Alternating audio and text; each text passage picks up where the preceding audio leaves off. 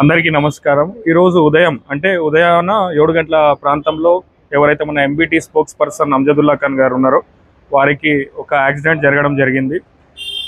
ఆయన నియోజకవర్గానికి సంబంధించిన ఒక వ్యక్తి చనిపోవడంతో వారిని పరామర్శించడానికి హాస్పిటల్కి వెళ్ళి తిరిగి వెళ్తున్న సమయంలో ఇక్కడ మన చెంచల్గూడ చౌరస్తాలో బండి స్కిడ్ అయ్యి అక్కడ అండర్ కన్స్ట్రక్షన్లో ఉన్న బ్రిడ్జ్ దగ్గర బండి జారి అక్కడ పడడంతోని కుడి చెయ్యికి గట్టిగా దెబ్బ తగలడం జరిగింది। 3 చోట్ల ఫ్రాక్చర్ జరిగింది। ఆ తర్వాత నెట్టికి కూడా కొంచెం బలమైన దెబ్బ తగలడం జరిగింది।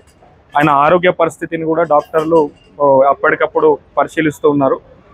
కొన్ని రిపోర్ట్స్ వచ్చిన తర్వాత స్కానింగ్ రిపోర్ట్స్ వచ్చిన తర్వాత ఆయనకి మేజర్ అంటే కొన్ని చోట్ల గట్టిగా ఫ్రాక్చర్ జరగడంతో సర్జరీ తప్పనిసరిగా చేయాల్సినటువంటి అవసరం వచ్చింది।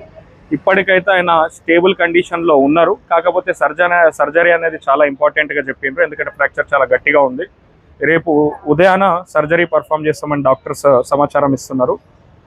సో అందరికీ విజ్ఞప్తి ఏమిటి అంటే, ప్రజల కోసం పనిచేసినటువంటి నాయకుడు ఎప్పుడు నిరంతరం కూడా రాత్రి పగలు చూడకుండా కూడా ఉదయం 5 గంటల వరకు కూడా ప్రజాసేవల్లోనే ఎవరికి ఏ కష్టం ఉన్నా కూడా ఆయన పరిశీలిస్తూనే ఉంటారు, వాళ్ళకి ఏదో ఒక రకంగా సాయం చేస్తూనే ఉంటారు। కాబట్టి అలాంటి వ్యక్తియే ఈరోజు ఇట్లా హాస్పిటల్లో యాక్సిడెంట్ అయి ఈ పరిస్థితిలో ఉండడం బాధాకరమైన విషయం।